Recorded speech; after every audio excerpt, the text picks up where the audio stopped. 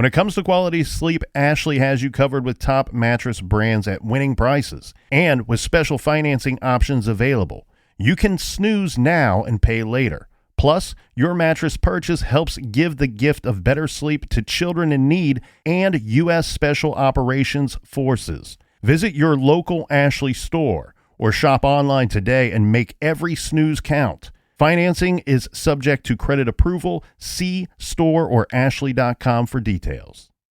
Rosetta Stone is the language learning program with a lasting impact. I've been using their app to learn French, and it's not just about memorizing words, but actually having real conversations. And it's not just French. They offer 25 languages.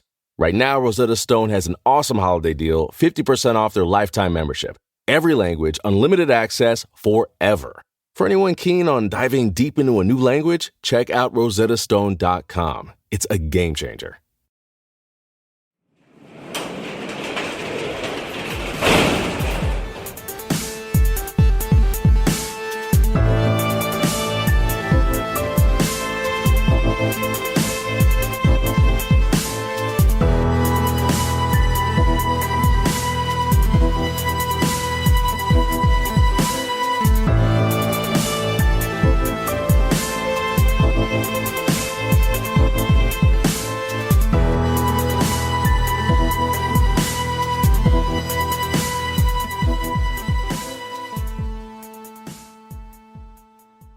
Welcome to True Crime Garage. Wherever you are, whatever you are doing, thanks for listening. I'm your host, Nick, and with me, as always, the hardest working man in show business, the Captain.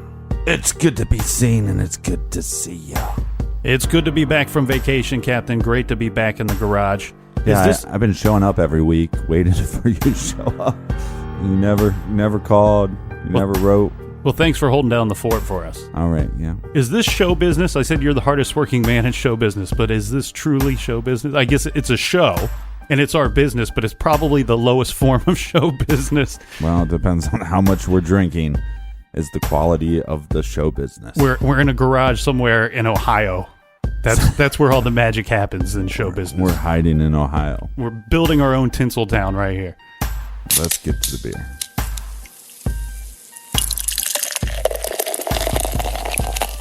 Tonight we are drinking Little Devil by Alesmith Brewing Company in beautiful Santiago. Stay classy, California. Garage grade 4 out of 5 bottle caps. Little Devil is a pale ale, golden color, with clean malt flavors and a hint of tangy hop tones. It also contains Belgian candy sugar, coriander, and orange peel, which adds a twist, making Little Devil refreshing, quenching, and easy to drink. Not so easy to say. Right. And this fabulous brew is brought to us by this fabulous crew. First up, we have William, who says, Captain and Nick. William, surely you mean Nick and the Captain. He says, keep up the awesome job. Great show. That's from William in Cypress, California. Next, we have Karen from Parts Unknown. Thank you, Karen. Oh, and we have a birthday shout out. So big, happy birthday to Lauren Stoico, who is a big fan of our show. Her friend Lauren Diamond asked us to say happy birthday. So happy birthday, Lauren. Next, we have Lindsay and Kevin. They are one of our many husband and wife listeners. We get a lot of that. You know, I think this kind of thing is great. I can just see them now sitting together in their garage holding every hands. Tuesday night, listening to True Crime Garage, sharing a set of bed phones and feeding each other beer. I mean, it doesn't get any more romantic than that, does it, Captain? Sure. So Lindsay and Kevin really want the Captain to say that he likes their jib. So go ahead, Captain. We like your G. Next, we go to Middle Earth in Lake Forest, Illinois, and say hi to Chelsea. Chelsea says that the cut of our jib elevates each and every garage. Thank you, Chelsea. Kinder words have never been spoken. Yeah, and last but not least, we have Amber, who says, thank you for getting me through the boring workday. Shine on, you crazy diamonds. I love a good Pink Floyd reference. Cheers, Amber. So thank you to William, Karen, happy birthday, Lauren. Thank you, Lindsay, Kevin, Chelsea, and Amber for buying us a round of Little Devils this week. And if you want to go and buy us around for next week's show, go to truecrimegarage.com and click on the donate button. And for everything True Crime Garage, you can check out our website, truecrimegarage.com, and find us on social media. Everything is at True Crime Garage. All right, Captain, is that enough of the business? That's enough of the business. All right, gather around, grab a chair, grab a beer, and let's talk some true crime.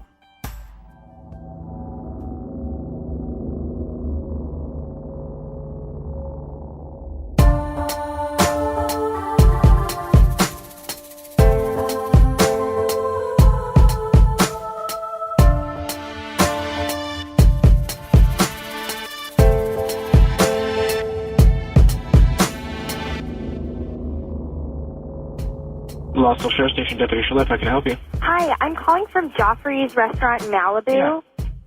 We have a guest here who is refusing to pay her bill, and we think she sounds really crazy. She may be on drugs or something.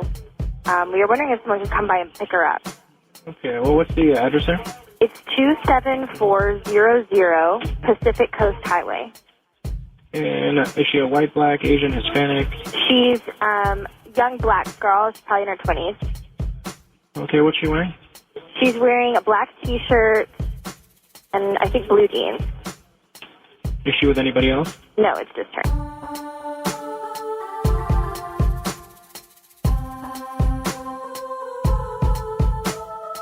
Hi, I'm calling. I'm a little frazzled right now. I understand my daughter is being brought into the station. Mitrice Richardson. Have they made it to the station yet? And she's been booked. Okay, do you know where she's coming from?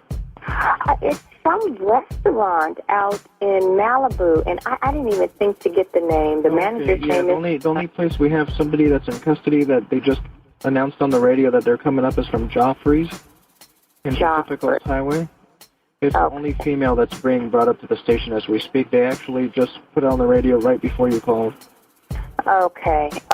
I'm her mother, and are you guys going to book her and then release her on her own recognizance tonight? Because it's dark, she doesn't have a car, and I don't want her wandering out. I'm totally just taken aback because this is so out of character for her. Yeah. And you'll see when she comes in, she's well spoken. I think the only way I will come and get her tonight is if you guys are going to release her tonight. If she's going to be held in custody for some type of arraignment tomorrow, then I will wait until tomorrow. She definitely has no place, she's not from that area, and I would hate to wake up to a morning report, lost somewhere with her head chopped off, so I guess I would have to come and get her. Oh, my God. Yeah, we're in the Great Hills. The only thing is, at least in the station here, she will be separated, so nobody's going to be with her. So at least that's, the plus thing, so you don't have to worry about her safety. I feel safe with her being in custody. It's being released, but I'm worried about it. It's crazy out here.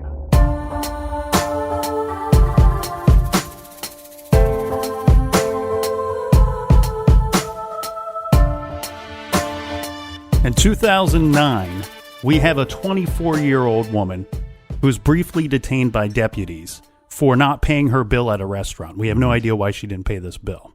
But the events of this evening probably could not get any stranger, in my opinion. She's detained by the sheriff's department. Yeah. She's held there for a couple of hours, and then she's released after midnight. Now, the key here, though, is she's released without a vehicle, without a cell phone, no purse, no money, no provisions, and they just let her off wandering out into the darkness in an area that she's unfamiliar with.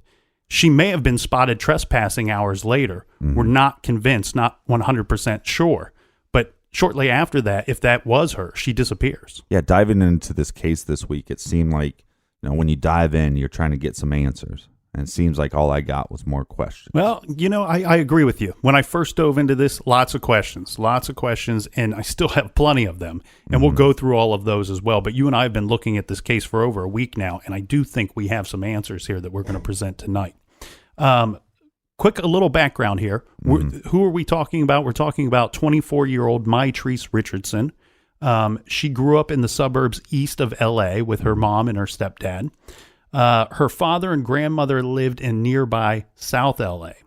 She graduated with honors from Cal State Fullerton with a degree in psychology in 2008.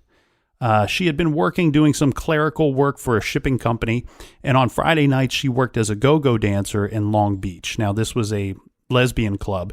Her dancing name was Hazel. Now, the day in question here is September 16th, 2009. This is a Wednesday. Mitrice is driving her 1998 Honda Civic down Pacific Coast Highway. Yeah. When she decides to stop at a place called Geoffrey's. This is regarded as an upscale restaurant near Malibu, so it's a bit of a swanky place. And I hear the big attraction at Geoffrey's is the wonderful views of the Pacific. When she arrives, well, they have valet parking at the restaurant, so we all know the drill, right? You pull up, and sometimes there's a line of cars, and you got to wait for the valet to come up to you and greet you. The valet does come up and greet her, correct? Yeah. So he comes up and greets her, And he's got other things to do. He's got other cars to shuffle around. And by the time, this is just within minutes, but by the time he gets back to her car to move her vehicle, she's no longer in the vehicle. And he finds her sitting in his vehicle, of all places. His vehicle is parked nearby. And he said that he had left the door open. But when he discovered her in his car, of course, he wants to know, why the hell are you in my car? What are you doing in my car? Yeah, so, and she seemed to be rummaging through like CDs and stuff and starts making comments to him about the CDs and stuff that she's finding. And later he would report, what she was wearing. And he described her as wearing a Rastafarian style hat, a long sleeve white shirt under a black Bob Marley short sleeve shirt. And she was wearing, like distressed jeans, or I don't know, maybe they were tore up jeans with Vans shoes those are the same thing. And a pink belt. The valet asked her, of course, what she's doing in his car, and she replies, "It's subliminal." What does that mean? Well, it's subliminal. That's now my answer for any time I get caught doing something strange. Subliminal, man. And then this is not real clear, but she also says something about she's avenging the death of Michael Jackson, who, so this is 2009. Michael Jackson died June 25th, 2009, but still a very strange thing to say. She does give him the keys and then ask if Vanessa is here. The valet does not know whom Mitrice is asking about. She told him to keep an eye out for a girl with tattoos on her arm. Strange thing to say to somebody that you don't know or that doesn't know Vanessa, and then you go into Geoffrey's and then you ask for a table for one, not a table of two. But anyways, strange. Then you sit down, you order steak and some wine, and you enjoy your meal. She's inside. She's sitting alone. She orders a cocktail. She orders a steak. And nearby her, there's a table of 7. And she goes over to the table and she sits down and joins in the conversation. She does return to her table at some point to eat, but then goes back again to the 7 Top and sits down. Mitrice tells them she is going to Hawaii and she would contact them when she arrives.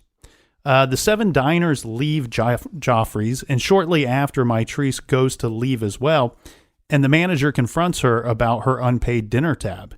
And this is amounting to a grand total of $89. Yeah, expensive place. And Mitrice states that the other table should have covered her check.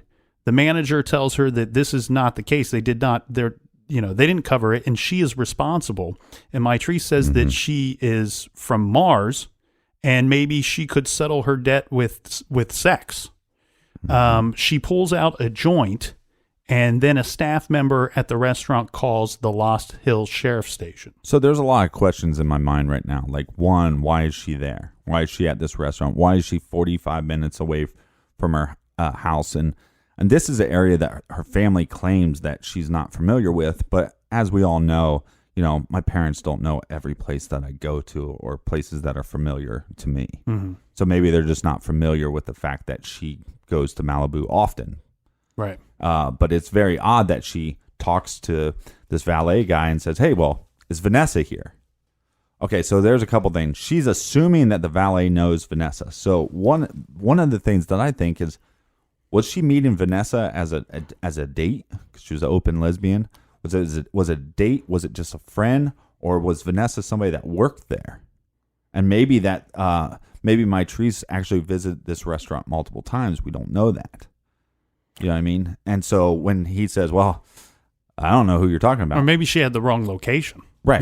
This is an area she's not familiar with. Maybe she stopped at the wrong restaurant. She's given directions to something and she thinks she's at the right place. Very possible. And that's why I'd want to know what the cell phone records were before all this, because, what if she's meeting Vanessa that works at a restaurant?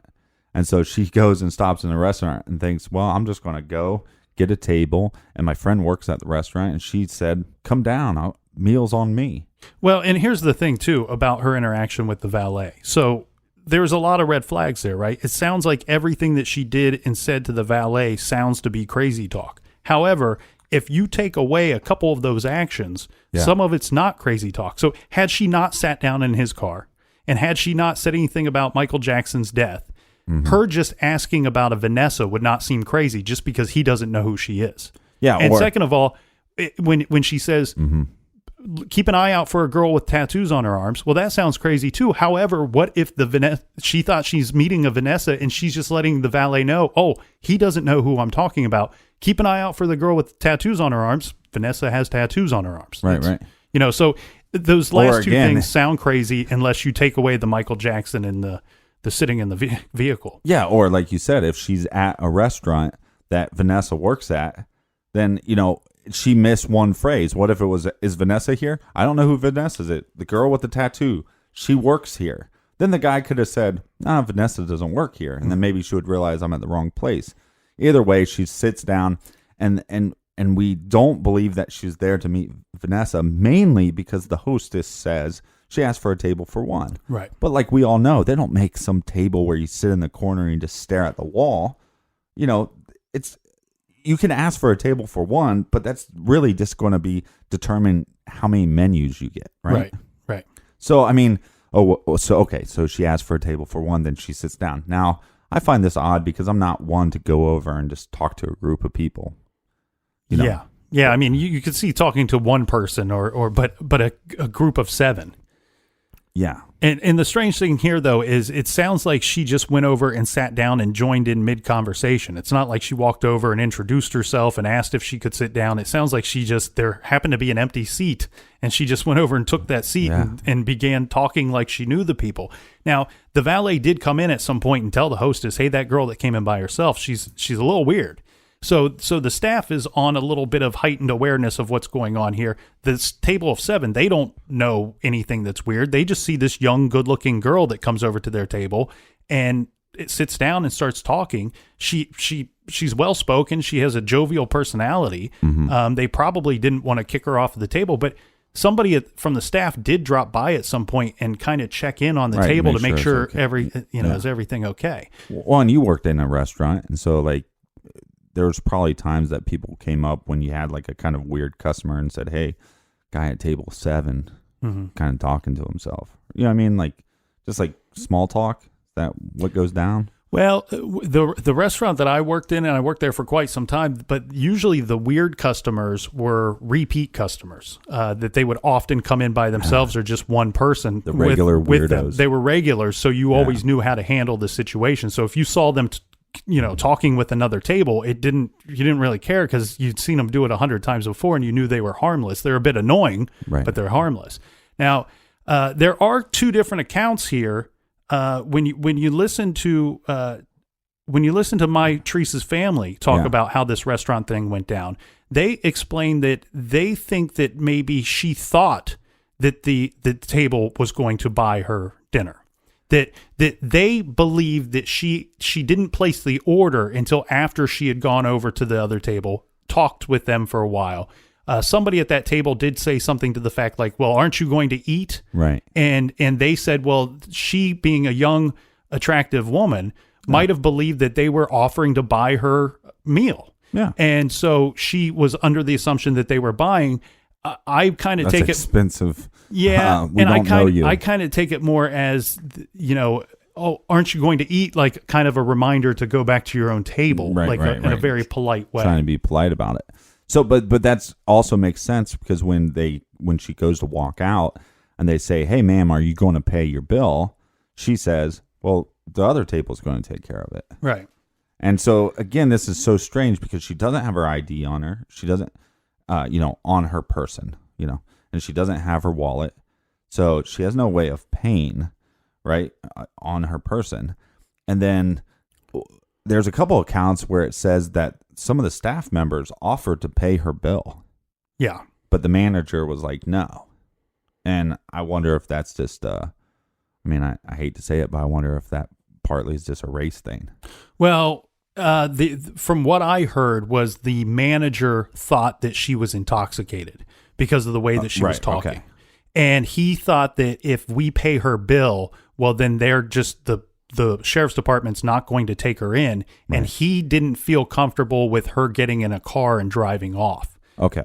So he thought he was looking out for her is what he says after the fact, that he wasn't going to let them cover the bill. Yeah, I buy that some, but what we'll find out later is that, he has her car towed, right? So if you're really trying to help her out, then yeah, you don't mind the cops coming and taking her away, and then she doesn't have to drive because she's drunk, but you're not going to tow her car, so she has to pay the towing fee and the impound lot. But I think a lot of this stuff is hindsight, and he's like, oh, well, I was just trying to help her.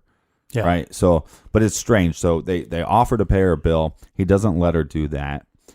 She's acting a little strange, like you said. And I haven't heard any accounts of her fumbling through her pants and a joint falling out. Well, what I said, she pulls out a joint, but the account I actually heard was that she opened up her pockets to show that she had no money, and in the course of that, a joint fell out. Now, but you mentioned something leading up to that of her pulling out the pockets was. You had seen something where the account was that she said busted, Right, yeah. When she's asked, how are you going to pay for your bill? Or no, they're not covering your bill. You need to settle up. And then she said, yeah, I'm busted. And I actually took it a different way. Rather than you took it as, oh, well, you caught me. I thought I was slipping out the door and you caught me. Right. I actually took it as I'm busted, as in I have no money, and then pull open the pockets to prove that your wallet's busted. You have no money. Yeah, it seems like she's kind of just joking around with the staff, trying to get out of it, which I don't know. I mean, I don't see that as being crazy or manic or bipolar or anything. Like, she seems to be, like, coherent, but like you said, the manager's thinking that she's drunk, right? So now we're waiting for the cops to show up, and I think Mitrice starts taking this a little more serious. Well, the thing here, just backing up just a second, where she does say that I'm from Mars. Now, that's extremely strange because it doesn't seem like she's working towards solving this issue of there's this unpaid bill. You know what I mean? I wouldn't go say I'm from Mars. I would figure out a way that. But it's all subliminal, man. Right, but can I make arrangements for you to pay later? Can we work this out somehow? I do believe. Yeah, but you also said that she offered sex. Yeah, but I think that might have been a joke. I think it was a joke. Yeah, I think she was kind of joking, like, "Oh, what am I going to do here?" Yeah, you want me to wash some dishes? You want to? Right. Yeah, want me to give you a hand job in the lobby? It sounds strange, but I kind of thought of it as a joke. During the course when they're waiting for the sheriff's department to arrive, the manager says that Mitrice seemed to be confused and almost like she was in some kind of trance from time to time. The sheriff's department. They arrive. They send out some deputies to Geoffrey's to check on the situation. Mitrice is now telling the hostess that she had been watching a soap opera, and God had told her to take the afternoon off. Wow. Mitrice said that she had no parents, but she did have a great-grandmother. So the restaurant decides at this point, well, let's call her great-grandmother and ask her if she would like to help out her great-granddaughter and pay the bill. And, of course, the great-grandmother answers the phone. And she does want to help out her great granddaughter. She gave the credit card information. Correct. Well, let me take this over real quick because she gives her credit card information, and this goes back to the idea that this manager he's so helpful. He's just trying to help Mitrice, right? Mm-hmm. So the great grandmother, which is 80 some years old, says, "Hey, here's my credit card information," and then they say, "Well, we can't take the payment." Right, because they require a signature. Right, which I get. But the fact that you want a 80-some-year-old lady to drive down, which I don't know how far it is away from the great-grandmother, 45 minutes or so. Which, again, take the credit card and say, hey, look, come in the next few days and sign it, and we're good to go. Also, you could run it as probably a debit or something. There's probably all these different ways. And then the whole thing was that they wanted a fax.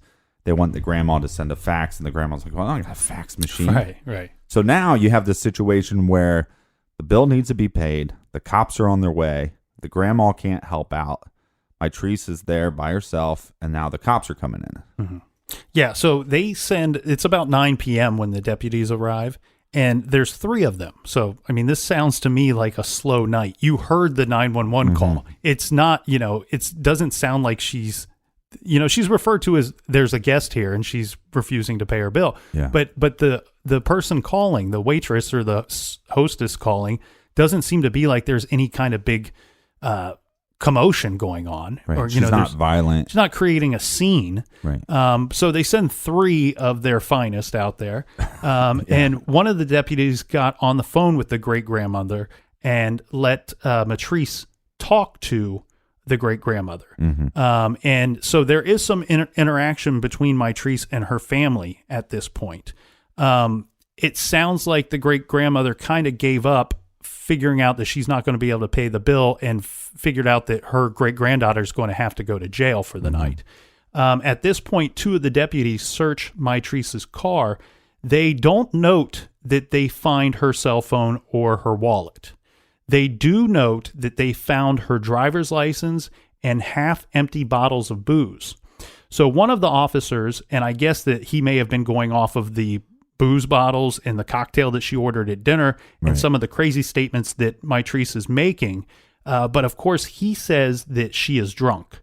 So at that point, one of the other officers administers a field sobriety test, and then he concludes that she, in fact, is sober. She's not intoxicated. Right, she passes the field sobriety test. Then they start asking her other questions like, are you on any medication? Mm-hmm. She says no. Right, because if she's not drunk, then she's either drunk or she's crazy, is what the officers are thinking. Mm-hmm. Have you ever been placed on a 72-hour hold for psychological evaluation? Right, again, with the crazy. Yeah, and she says no. So at this point, Mitrice is arrested, and as you said, later the car is towed from the parking lot. Well, and I heard that they found a less than an ounce of weed. In the center console. Yeah, it sounded like it was... It didn't sound to me like it was packaged up weed. It sounded like it was like, like maybe you roll a joint and things fall out. It sounded like it was little bits and fragments and debris of marijuana. Right. I don't know if they'd actually hold those charges or they just drop them later. The fact of the matter is we have a young 24-year-old black female in Malibu that didn't pay her bill. Mm-hmm. Right? They call the cops. The cops can't make her arrest because that's just a misdemeanor. And so it's actually a citizen's arrest on the unpaid bill. Right, because the restaurant says they will press charges on the unpaid bill. And I think, again, with her mental state or whatever's going on, the manager probably did not want her to drive. I understand that. The cops show up. They find her ID. They know who it is now, Mitrice Richardson. And we think she's drunk. She passes the test. Mm-hmm. But we got a little bit of weed, but we're still going to take her down to the station. And we'll get back to this case right after this quick beer break. This show is sponsored by BetterHelp. Do you look forward to the holidays? Maybe you struggle with seasonal blues. This time of year can be a lot, and it's natural to feel some sadness or even anxiety about it. But adding something new and positive to your life can counteract some of those feelings. Therapy can be a bright spot, something to look forward to make you feel grounded, and to give you the tools to manage everything going on. If you're thinking of starting therapy, give BetterHelp a try. It's entirely online, designed to be convenient, flexible, and suited to your schedule. Just fill out a brief questionnaire to get matched with a licensed therapist and switch therapists at any time for no additional charge. Find your bright spot this season with BetterHelp. Visit BetterHelp.com/garage today to get 10% off your first month. That's BetterHelp, HELP.com/garage.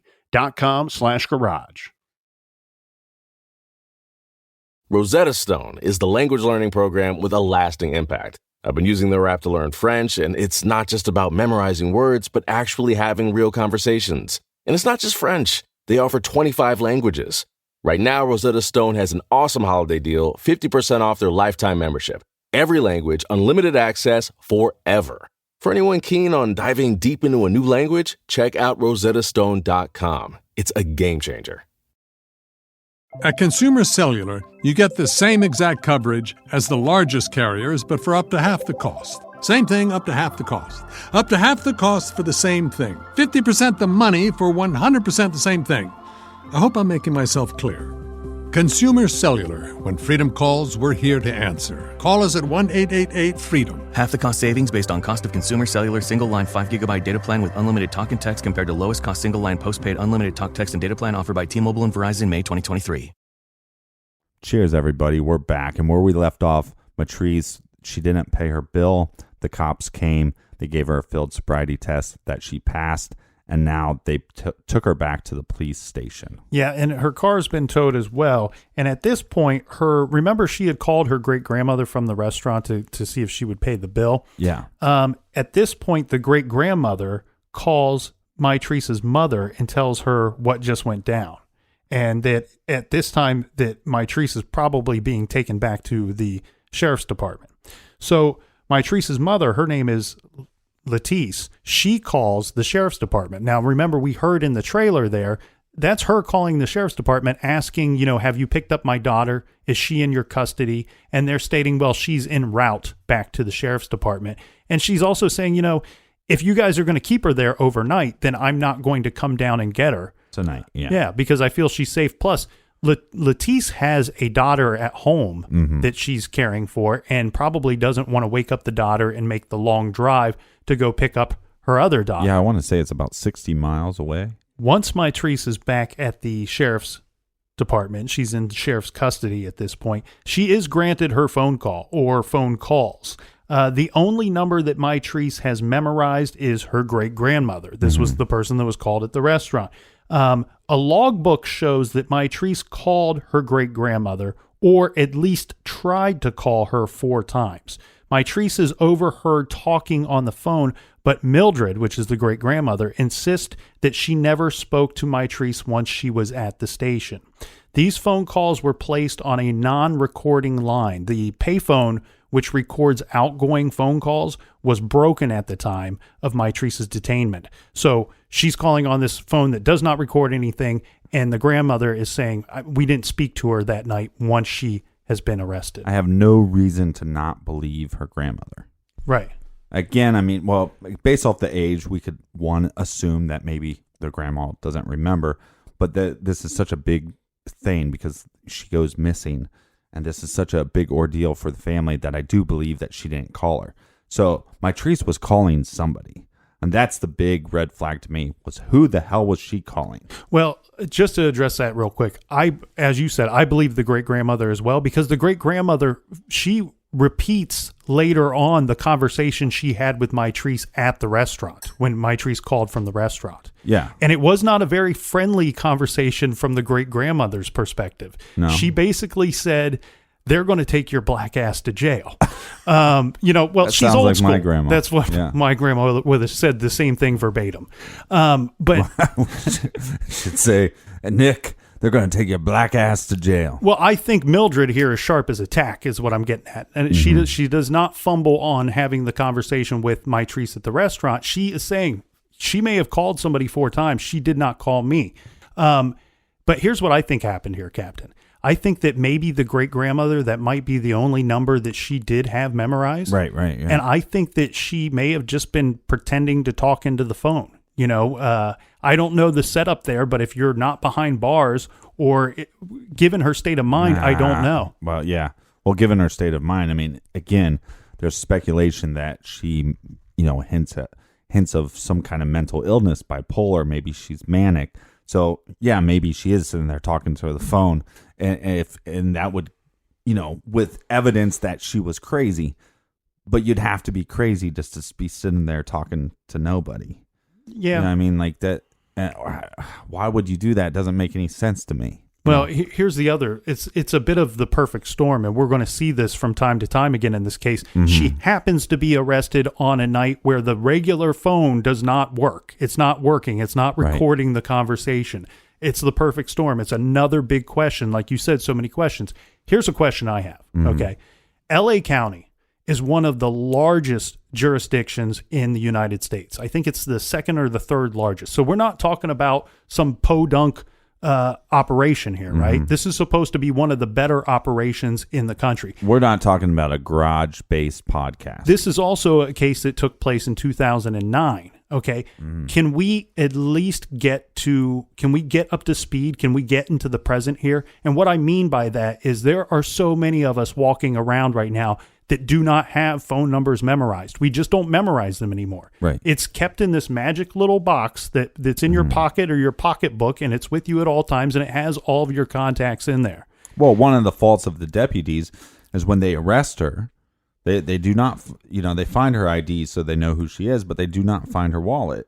and they do not find her cell phone. And if they would have found those two things, then I believe that they should put that with her. That's what I'm getting at. Yeah. And I think that we need to, as a country, and these big counties, these big jurisdictions like this should be the ones to lead the way. This needs to become a part of regular procedure when somebody is abducted or somebody is arrested. Sorry, right. that they are asked, do you have a cell phone or do you have access to one? Now, I'm saying within reason. It shouldn't be like, oh, I was arrested 10 miles away and my cell phone's at home. We have to go retrieve it. Right. No, but if she says my cell phone's in my car, or if someone insists that their cell phone is somewhere within a reasonable distance, that they obtain that, because you are supposed to be granted a phone call or a phone calls. And whom are you supposed to call if you don't know any phone numbers? Right. I totally understand. I get that, but it's tough because it's like there's a part of me that feels for the cops. You know, you're dealing with this individual that is saying some stuff. I mean, I'm revenging the death of Michael Jackson. The other thing, what did she say to the valet driver again? It's subliminal? Yeah, it's subliminal. So who knows what she's saying to them? And then, so did she even tell them, hey, my wallet, and my cell phone are in the car? It's a little strange to me, though, that they note that they find her ID, that they note that they find marijuana, and that they find half-empty bottles of booze. I like to think of them as half full, but that's just me. But they don't note that they find her cell phone or her purse or her wallet. Right.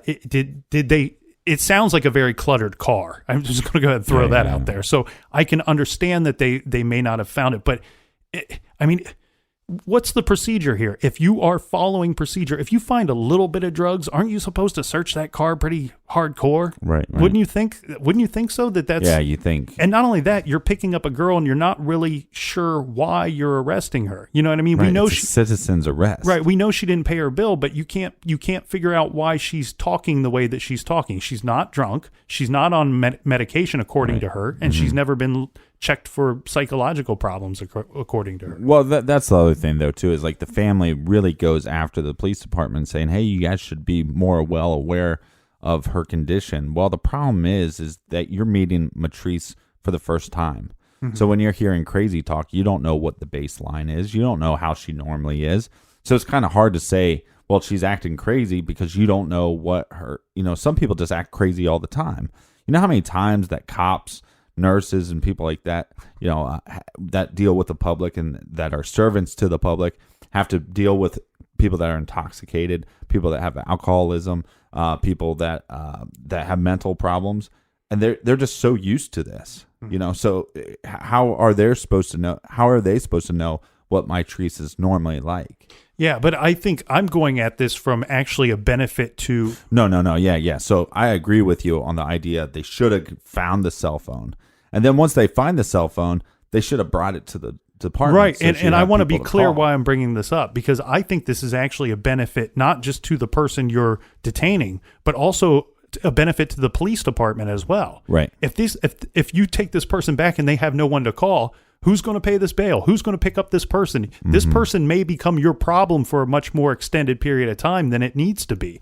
And if that person has a phone directory of persons that are supposed to know them and care about them, then hopefully they get picked up safely and a bail gets paid in a timely manner, and all these things can happen so that this person doesn't end up being your problem. Well, here's what happened, though. The Lost Hills Sheriff's Department, they figured out how not to make this their problem, right? Because at a little after midnight, this is 12:15 a.m. Okay, so how many hours after? So she's the sheriff's deputies arrived around 9 p.m.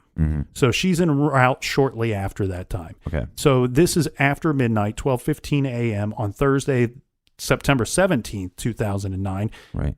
This is according to several accounts here. Jailer Sharon Cummings released Mitrice Richardson. Now, as you had said, this is about 40 miles from her home with no phone, no money, and no transportation. Cummings says that Mitrice refused the offer to stay in the lobby and wait for a ride, saying that Mitrice said she was going to meet some friends. Right. Now, we do have to talk about this Well, let me, before we move on, I want a definitive answer from you. Who do you think she was talking to? Is it just a big question mark for you, or do you think she was just talking to herself?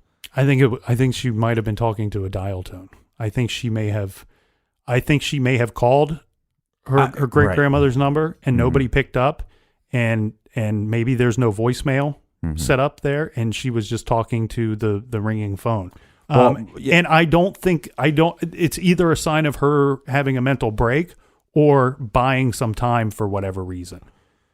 Or to buy another phone call. Sometimes they're very strict about the amount of phone calls they give you, unless you seem to be putting together actions to get you released, where you might be able to manipulate the situation a little bit and say, okay, well, I just talked to my great grandmother. She's going to make arrangements with so-and-so and so-and-so, and she told me to call back.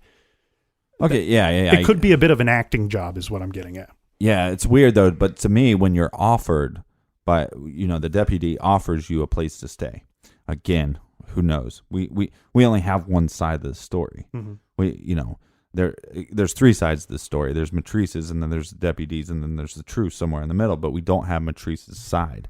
And so she's offered to stay. She doesn't stay, which then makes me wonder, was she actually talking to somebody in Malibu? And was she often in Malibu? And was she there to actually meet a Vanessa? And was she on the phone to Vanessa? But she was saying it was my I'm calling my grandmother. Well, you say my grandmother because then they're going to give you more calls. But if you say you're meeting Vanessa or your date or your girlfriend or whatever you're saying, then maybe they don't give you as many calls. So anyways, we're at the point where they let her go. And this is like 12:30 something, right? 12:15. And the later...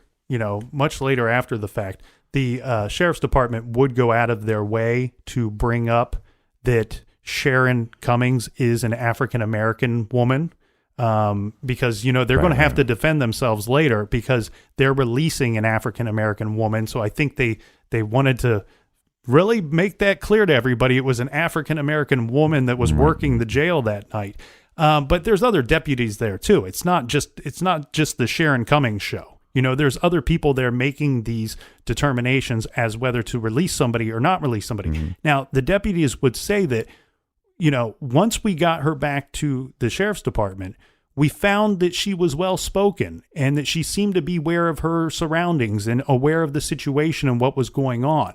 So we decided because she's an adult and she wanted to leave, we couldn't make her stay and wait for a ride from her mother. Right. So we had to let her go. I have several problems with this. Okay.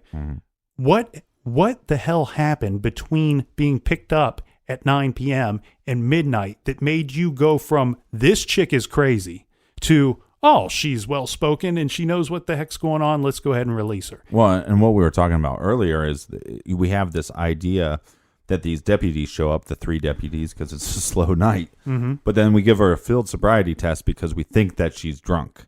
Or she's crazy. Well, she passed the test, so she's probably not drunk. So then she's probably crazy, right? So it's really the transfer of power. When they have her in custody and then they hand over the custody of Mitrice to the actual jail, then it's on the jail. And did the deputies not speak up to the jail enough? And I'm not, look, you have to file a report and all that stuff, but when you're transferring the person, what was that conversation like? Because did that conversation happen and then the jailers just go, well, we're going to let her sit here and see what happens?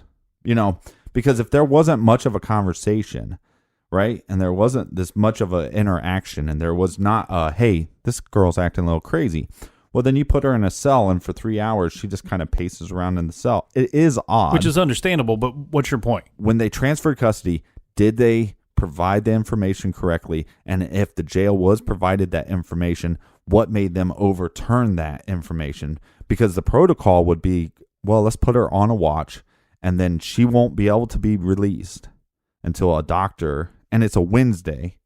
So that there's a doctor going to be coming in on that Thursday. Yeah, Thursday morning. Right. And then they get psych evaluated and it covers your ass. But again, it's miscommunication and handing over custody. So Mitrice has been released by the sheriff's department. And then at 5:35 a.m., her mother calls back to the sheriff's department. Now let's play that clip. Lasso Sheriff Station, Ojeda, can I help you? Yes, good morning. My name is Mitrice Richardson. I'm calling to follow up on my daughter who was brought in last night around 10:30, 11 o'clock. Okay, let me transfer the jailer. Hold on, please. Thank you. Hold down. Lost Hill Station, Baumgartner. Yes, hi. My name is Mitrice Richardson. I called not too long ago regarding my daughter, Mitrice Richardson. How long before a missing persons report can be filed? Is it 24 or 48 hours? That's normal. Well, it depends on the circumstances, but I didn't take your call, so I'm not familiar with it. Did she just not return home after going out? She was arrested last night. This is the first time she's been arrested. She's in an unknown area. Mm-hmm. She's never been in. She's without a vehicle. Nobody can find her. And where was this at? Where was she arrested at? Your facility. Her name is Mitrice Richardson. Okay. Do you know if she's here now, or was she released? They said she was released. Okay. And what time was she released? At just shortly after 12 a.m. Yeah. Normally, I wouldn't recommend doing one that soon. Right. What is the time frame? You know, I guess probably 24 hours would be reasonable. I mean, if there would be some mitigating factors, you know, where you would suspect maybe something, not right. She doesn't know the area. She's never been in your area before. Where does she live? She is unfamiliar with that area. Do you think she possibly could have gotten a bus home? No. Listen, my child has never ridden a bus. Okay. No. Right. She would not know how to ride a bus. I would probably wait till, early this morning, and if she doesn't turn up, you can certainly call. I don't suspect anything bad happened. I'm concerned because, first of all, I thought they were going to keep her overnight because she was highly intoxicated. Mm-hmm. Something is obviously going on with her. Have you talked to the jailer? Yes, I have. He said he tried to get her to stable because she was an adult. They had to let her go. I believe that she is highly depressed, and she's in a depressive state. It could be possible that maybe there's a lot of options and a lot of possibilities, and I don't think all of them would be, something dire. But I can certainly understand your fears, being your daughter and all that. Well, I think she's depressed. That's what has me more. That's worried you more than just her. Okay. That and the fact that she's in an area where she doesn't know where she's at. Yeah. Does she take medication at all? No, I believe it's a state that she's in right now because of just the weird activities that's been going on. What's her name? What's her name? Her name is Mitrice Richardson. Okay, and your name, ma'am? Mitrice. Okay, Mitrice. Here's what I want you to do. Why don't you wait a couple hours and give us some time to I'll go back and talk to the jailer and try and get a timeline of when she was released and, make sure she's not asleep in our lobby or anything like that. And then once you give us a call back in a couple hours, if she hasn't shown up or made contact with you, then maybe we can do something for you, okay? And with that phone call, you can really hear the emotion going through the mother, and her gut feeling is saying that there's something wrong. Yeah, I mean, she doesn't know where her daughter is. She knows that the daughter's been released. She called while the daughter was in transit to the sheriff's department, and she even says, as long as you guys are not going to, let her out, because it's crazy out here. People get, she could get her head chopped off, right. I think is what she says. Yeah. And so you hear the concern and how scared she is. But I will say one thing that I commend her on is she keeps her composure. She's talking to the officer in a respectful manner, asking him questions for his advice. I think that Mitrice was a well-spoken lady, and it stems from her family. It seems like her family is of I don't want to say high intelligence, but they're definitely intellectual. And they carry themselves in a professional manner, Exactly. from what I've seen. And as we heard here on this phone call, she's in probably the worst situation, the worst day she could ever have. Right. Her daughter's missing, and she's still being respectful of the officer and asking his opinion on when is it the proper time to file the missing persons report. Yeah, and the proper time is now. Yeah, for the officer. For her, she doesn't know any better. You know what I mean? I get what you're saying. As a parent, you should push the envelope. But I think what we're seeing here is I put myself in her shoes, because I can be forward when I need to be. But at the same time, I do start off every conversation in a respectful manner and try to be nice because I want I always go into everything as, how can I help you to help me? Kind of thing. Right. I don't want to come in there aggressively saying, you got to do this, you got to do that, because they might not follow through. The only thing is, the disconcerting thing here is with the officer, Bumgardner. He can understand that she's distressed. And he says he's going to go back and talk to the jailer, and he's going to work on these things. I don't doubt that he's going to do these, and maybe I'm reading him the wrong way. I just hate when I hear the sheriff's department, and I say them particularly because I've experienced this in my own life in a much less severe situation, but I've seen a lot of passing the buck with some of these sheriff's departments, where it's always like, he keeps saying, well, why don't you call back in a couple hours? Well, is his shift over soon? Is this is 5:35. If it's anything like Columbus, his shift's over at about 7. It should be a 7 if they do things the way call back in a couple hours when I don't have to deal with you. Exactly. Yeah, and this sounds like a lot of paperwork. Well, but time and time again, it's mother's intuition is normally not wrong, and she has this gut feeling that's saying, "Hey, something's not right." One, it's weird that she went to this restaurant. I don't understand the area. I don't understand why she didn't have money to pay for this, right? This is not like her. She's talking crazy talk. Okay, I don't know what the hell's going on. Are you going to keep her? No. Okay, good. Because if you're going to keep her, awesome. Because I don't want her head chopped off. Right. And, you let her go? What the fuck? Right? I just got done talking to you and said, don't let her go. And that's the issue, because like I said, the transfer of power of custody when the deputies took her in, and then on top of that, you have a mother going, this is added character. And I think if she would have said certain words, well, I'm very concerned. Maybe she's depressed. Maybe she's suicidal. If she would have said certain words, if she would have said suicidal, that could have been big. Yeah, it could have been big. But I'm not going to put the fault on the mother. No. She is trying to be respectful, of the sheriff department, right? She's trying to be respectful. She's not going, hey, you need to do this or you need to do that. And they constantly, let's have you call back again. Well, I like here, and when I say like, I mean, I'm being sarcastic here, but she asked, when can I file a missing persons report? Do you have to wait 24 hours or 48 hours? Yeah. And his answer is, well, that's usually the case unless there's other mitigating factors. Well, guess what, officer? The mother calling you is that mitigating factor that you're talking about. And you can hear her breaking up. You can hear her choking up. And what's the worst thing that can happen? You released her. She's in an area she's not familiar with, and they're going, what's the worst thing that can happen? Hey, we should probably just pick her up. Let's put out a couple squads or units, right?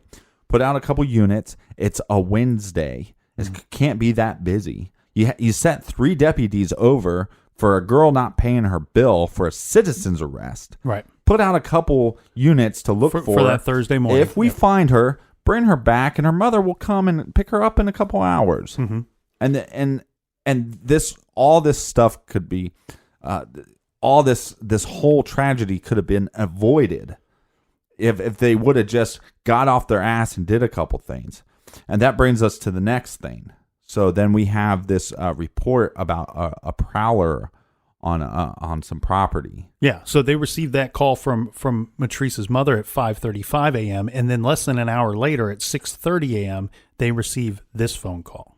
Malibu Sheriff Station office, can I help you? Yeah, hi. Hey, this is Smith at Cold Canyon. We had a prowler walking around through the backyard here, but we don't know what the situation was. I don't know if you have a unit in the area. Might do a little drive-by or something. Okay, where's this at? This is Cold Canyon, like on Cold in Montecito. But it's in the back of the house, which is right where Wood Bluff hits Cold Canyon.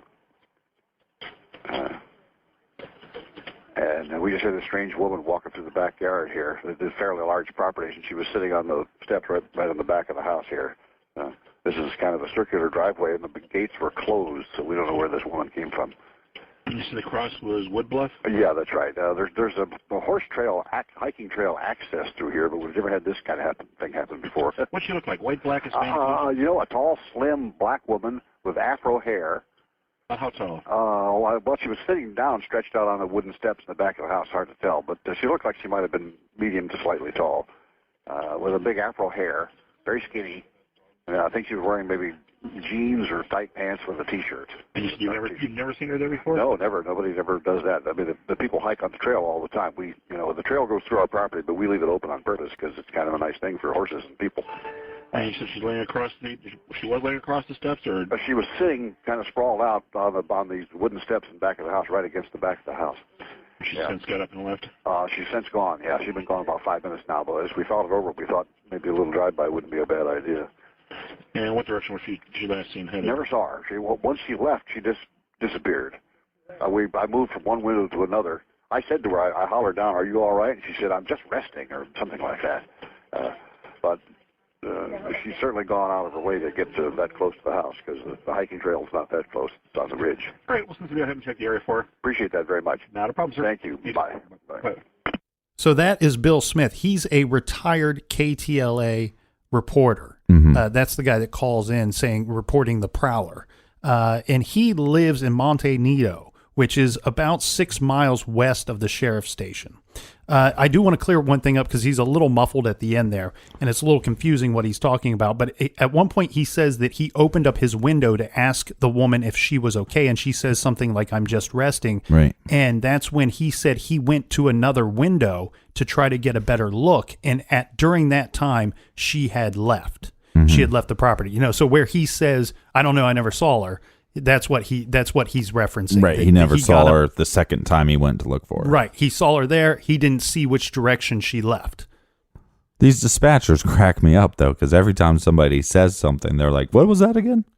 Yeah, well, it's like the first part of the phone call. They greet you, but you have to prove to them reason for them to continue the phone call. You know what I mean? But we see this happen twice when he goes, "Well, I'm here," and then we got a prowler. Where are you at? Where are you at? And then when the mother is talking to the one dispatcher and says, "I'm calling about my daughter," Mitrice Richardson, and he's like, "Who are you talking about?" Well, not only that, I think when Letice is on the phone, the call we heard, the mother, I believe that she's actually speaking with a detective or an officer. It's not just a dispatcher at that point. That Bumgardner guy is an officer of some form. Right. He's not just some dude paid to answer the phone. Like maybe when you answer the phone, have a pad by you. Don't pull a Nick and not pay attention when people talk. I'm not in public service. These people are in public service. You are in public service. This podcast is a public service. You need to listen. We should point out, though, that it's not 100% verified that this is actually Mitrice. Right, but we can assume. The vague description that's given, it matches her very well. Yeah. And when you see her mugshot of that night, her hair is kind of, it's not an afro. I mean, look, I'm a white dude from the suburbs, so I have no African American hairstyle expert. But it's kind of disheveled. It's like, it's not, I wouldn't consider it an afro, but this white reporter is going, "Wow, here's this black lady. She's middle to tall. She has tight pants." Of course, it's such a man thing. Well, I noticed that her pants were tight. Well, if you look up pictures of Mitrice, now she did pageants. So she's attractive, and most of the pictures you will see of her, she's pretty well done up. Now, if you see the arresting photo from that night, her hair is quite poofed out compared to the pictures. Right. And I can only imagine that if if that's what her hair looked like around midnight, let's say, now she's been released, and let's assume here, because we don't know for certain, but let's assume that she made that 5.5-6 mile hike to Bill Smith's backyard on foot. If that hair was pretty poofed out before then, well, it might be full, Diana Ross afro at some point. Right, I don't know. No, but at the end of the day, she has jeans on. This prowler has jeans on. It's an African-American lady. It's slender and it's not tall. Medium to tall. Right, and she has a black shirt on, which we know that Mitrice had a Bob Marley black T-shirt. So we could just assume that it's more likely her. Yeah, I think I feel good saying about 90% that it's her. And one of the things that come up over and over in this case is that people say that this call is fishy. And the reason why they say this is fishy is the way that the way he talks to the officer, as if he's done this before. So a lot of people say, well, this guy was probably a retired officer, or if it is this conspiracy and that this sheriff's department is in charge of this girl going missing, and they're they're responsible for everything that happened to her. What they're saying is that they think this call was like a part of the conspiracy, and that this was actually a police officer on duty. Well, we know that it was a reporter, and that's probably why the lingo is coming out the way it is, because he is a reporter. Yeah, and how much has a reporter dealt with law enforcement? Yeah, especially if he was a field reporter. He might be used to being in situations of stressful situations. Plus, he also says that there's trail access right by the house there. And that, so you often see hikers or people on horseback on this trail. So even though he said we've never had somebody in the backyard like this before, it wouldn't be crazy for him to think, well, this is not really a prowler. This might just be somebody that came off the trail and they might be experiencing exhaustion or something like that. And that's probably why he opened up the window and said, hey, are you okay? Yeah. And then when she doesn't seem to go anywhere, then, at first that's when he's probably like, well, we might want to have a squad car, just do a drive-by. Yeah, and I think it was safety for the neighborhood, but I think it was also safety for this individual. I think you're right. Like here's this walking path, and maybe this person came off, but there are walking paths, so it's not super uncommon. Now the question is, if it is her, how did she get 6 miles away? Now the average person can walk a mile in about 15 minutes. Right. So that puts her at about an hour and a half to get that length, and we're talking roughly about 6 hours. Yeah. Roughly about 6 hours afterwards. So that's about the time, or that would be, so we'd have. The time doesn't match up. No, the time doesn't match up. So what I'm saying is that we have this gap. But was she walking on these trails, and that's how she got to this neighborhood? A good portion of that travel would have been conducted in the dark, first off. And second of all, this is an area that, especially on foot, she's not going to know where she's going. Right. We've heard her mother say that she does not know Malibu, that Mitrice doesn't know Malibu. She's not from there. This is an area unfamiliar to her. Well, on the streets, there's street signs and things to help direct you, even if you don't know the area. If she's on foot and wandering around, and again, we don't know her state of mind at this time, it's very well that it could have taken her 5 hours, 6 hours to get to this point. The other thing, too, is how long was she sitting there or lying there until Bill noticed her outside? Yeah, what if she could have made it through those trails and onto this property, within, let's say, 2 hours, and then she was sleeping. Right. Because Bill could have been asleep the whole time and never noticed her. Maybe he wakes up at 6:15 and just spotted her at 6:30. And he says sprawled out. But so my gut feeling is it's her. Me too. The strange thing here is that he does more than once say how close she is to the house. And that's what he found strange. That maybe it wouldn't be so strange for somebody to wander into his backyard, but he's saying she came really close to the house to be up on those steps. Well, like we know with the whole valet thing, I mean, she got into a valet's car. I mean, that's talking about invading personal space. So I feel like based off that evidence, again, my gut feeling, it is Mitrice. Me too. Now, a few days later, the sheriff's department conducts their first search, but they start the search at Bill Smith's house.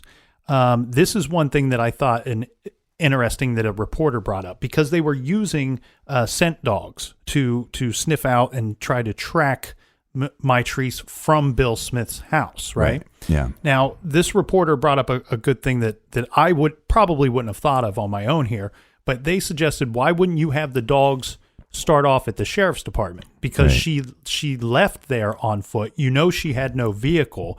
If you would have had the scent dogs trace her from the sheriff's department, you would be able to make the determination, most likely, whether she had actually left on foot or if she was picked up in a vehicle. Yeah. That would be interesting to know, but of course they didn't do it in that fashion. They started the dogs off at Bill Smith's house, and they did find, they did discover what appeared to be sneaker prints in the front yard, and they're guessing these would have been Mitrice's footprints. And they say it appeared that she had been running. I'm guessing maybe the footprints are further apart than you would expect for walking. There's some way they could probably determine the movement of the person creating those prints. But they say it appears that she had been running. Now, remember, this area is filled with horse trails. So eventually they lose these tracks. Right. They lose the footprints amongst all of the horse tracks. Well, not only the horse tracks, but this is also a walking path. So basically all the tracks combined, it just got too much where it's lost. So if it is Mitrice, we don't know if at that point if she got in a vehicle or if those tracks were just simply stamped out by the horses. Right. And what we don't know is, did she get in a vehicle to get to this neighborhood? Right. If we're assuming that this was her, the AKA Prowler, then did she get there by foot or did she get there by a vehicle? And then did she know the person in the vehicle, or did she was she able to hitch a ride? Because like we said, she's an attractive female. There's probably a lot of guys that would be willing to give her, a ride. Oh yeah. So then she's there. But again, if you would have followed the scent dogs from the police department, we'd have a little more clarity on that. Well, let's talk about LAPD here, because the actual fact of the investigation is that because Mitrice lived in LA, LAPD was put in charge of the actual investigation of her missing persons. Well, that's the first problem. So LAPD found, amongst other items, and they went and searched her vehicle, and they found these items amongst others. They found her ATM card, a checkbook, and cell phone in the car. They also found journals, and after reviewing, yeah, that's the word. So yeah, they reviewed the journals, and there's several days. And what they did too, which I thought was pretty fascinating, was they went back through her MySpace, which that's dating this case a little bit.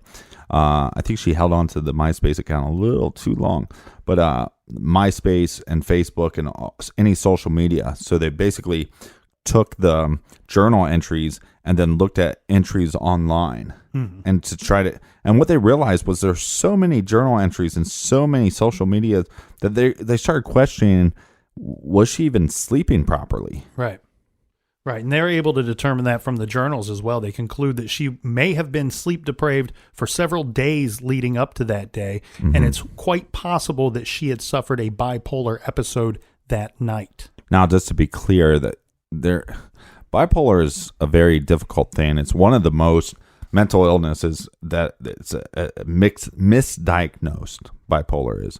And so, and normally to get a clear, concise bipolar diagnosis, it normally takes years. So she is not being treated for this. Right. This is just speculation that this stuff was going on and that maybe she was in a manic or a hypermanic state. And so by being in this state, yeah, you will be sleep deprived because you will just be turning, your wheels are turning.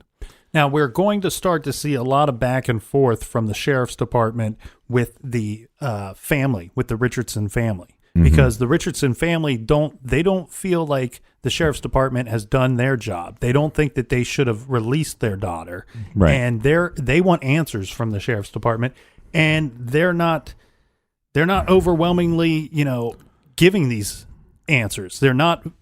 Don't seem to be working the case to the satisfaction of the Richardsons. I mean, what's your stance on that? I mean, I agree that they probably shouldn't have released her based on her actions at the restaurant, based on what the deputies thought, and then when they transfer the power, I just think that was the first fumble here, and they should just not have released her. I'm with you. The thing I keep going back to is their statements saying why they released her. We let her go. There was no reason to keep her. She was well educated, well spoken, and she was fully aware of her environment and her situation. Again, I keep going back to how different that account is. Mm-hmm. For me to say she's well spoken, she knows of her environment, yet 3 hours ago she was saying complete nonsense to the point where we thought she was heavily intoxicated. Mm-hmm. Then we found out she's not intoxicated. Then we have to ask her, are you on medication? Mm-hmm. Have you ever been locked up for psychological problems? So that's your assessment 3 hours before, either drunk, medicated, or right. Some kind of medical issue, mental issue. Right. And then 3 hours later, she's perfectly normal, perfectly happy, normal human being. Send her off into the darkness. That's the big problem. And like I said, in defense of them, it always comes back to me on that they don't know her baseline. They don't know what her normal is. Right. So then when you start hearing some clarity coming from her, you're just, and again, but I'd still argue that if anybody's looked up much about hypermanic or manic states, that people become very capable of doing what they want to do. Mm-hmm. It's almost like the crazy takes over to make you look a certain way so you can get out of this. And like you said, maybe she's talking to herself on the phone. I mean, who knows? Well, and you said the sheriff's department, they don't know her norm. They don't know how she would normally behave. But guess who would? Her family would. Mm-hmm. And her family wants to know. Well, her mom was calling and telling you this is not normal. Well, right, but her family wants to know, okay, you've said your reasoning for letting her go. Okay, now we know that the jails are typically under surveillance. We want to see the video footage of her that evening because we want to see how she was acting. Yeah. We want to see if she was behaving abnormally so we can get an idea of what we think happened to our daughter. Do we think she went wandering off on her own, or did she leave the sheriff's department and get picked up by some evil dude? Mm-hmm. And so they're told there is no videotape. They are told that there is no videotape. So this sheriff's department, their jail, their phone that records the phone calls and their log, that's broken. Right. And they don't have cameras. Yeah, here's the exact wording. They were told no such video existed. The captain of the sheriff's department, Captain Martin, was quoted in the Malibu Surfside News as saying, there is no video or tape of any kind. Well, that's pretty darn black and white here, right? Now, Captain, you can't confuse that statement in any way, right? No. He said there is no videotape, no video or no tape of any kind. Mm-hmm. So let's make this clear. There are videos. They're claiming that there's video cameras in the jail, but those are just to monitor. Those don't actually record. Well, we don't know exactly what they're there for because according to his statement, all he says is there's no videotape of any kind. Right. Now, but yeah, there clearly are cameras in this facility. So, like you said, are they just using them to monitor live action, or are they using them to record anything? The problem here, though, is he makes that statement very clear. And what's the strangest part of it is in January of 2010, the same person, Captain Martin, then confesses that there was a tape and it is in his desk. Okay, well, but let's break this down. This is how it happened. So Mitrice's mother and aunt are in a meeting, and they ask for the tape. Hey, there has to be a tape. These cameras can't just be for monitoring, right? This doesn't add up. And they're still, during this meeting, no, we have no tape. And then the aunt won't let it go. Proud of her for doing that. She won't let it go. And then all of a sudden, in the middle of this conversation, the guy goes, oh, by the way, we do have a tape. And it's not just a guy, it's the captain. Right. And he's in charge of that that building. Well, and on top of that, on top of all this, it's in my desk. Yeah. I mean, if that's not a red flag of we're trying to cover some shit up, I don't know what a red flag is, right? Well, do you know what that kind of honesty will get you? Promoted, obviously. Yes, it will get you a promotion. Later that same month, Captain Martin was promoted to commander. No captain friend of mine. Now, this promotion moved him to the Monterey Park location. So his old post at Lost Hills, he lived just minutes away for the entire 6 years that he was in charge of the Lost Hills Sheriff Station. The promotion took him an hour away, and he was replaced by Joseph Stephen, who, note, is the first African-American captain at the Lost Hills location. Due to technical difficulties, it was about 3 months later before the Richardson family was allowed to view the video that was sitting in Captain Martin's desk. So I want to point a few things out here. Yeah, there's a bunch of red flags. Point them out for me. Well, I want to cover my own butt here real quick, too. I don't want to give the impression that Joseph Stephen is not capable of being the captain of the Lost Hills Sheriff Department. Okay? I think he can. I think it's a little convenient that you replaced him, that you replaced Captain Martin with an African-American man. Might be. Does this sound a little bit like the Catholic Church that takes a priest that's under suspicion and ships him off elsewhere? A little bit.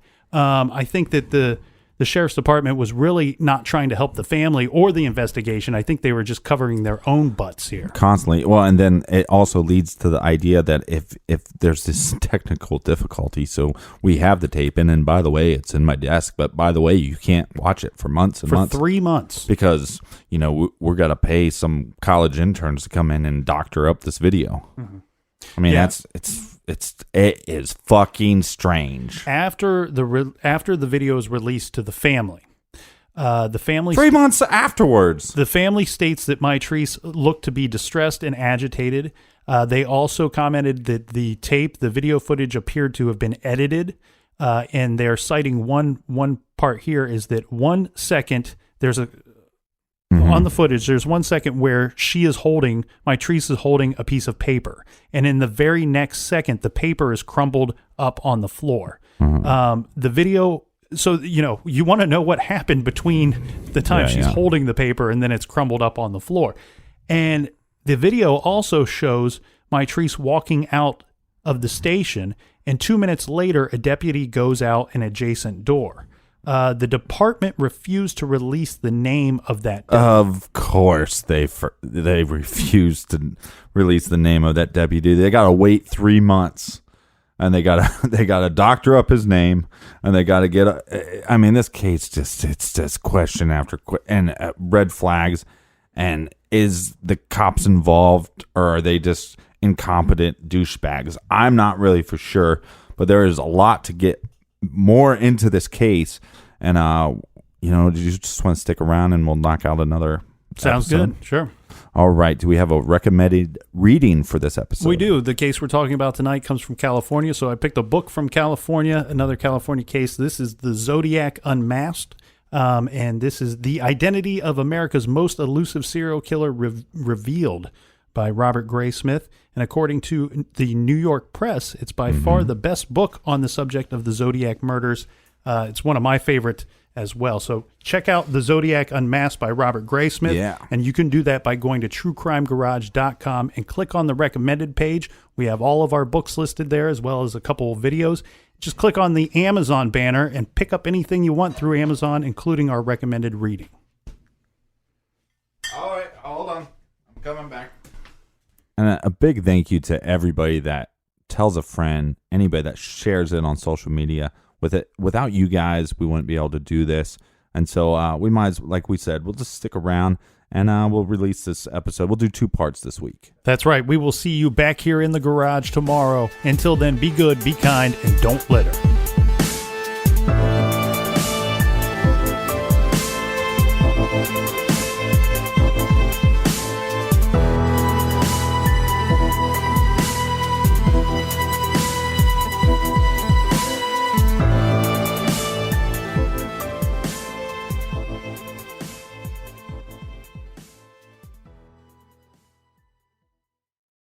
Angie's List is now Angie, and we've heard a lot of theories about why. I thought it was an eco move. Fewer words, less paper.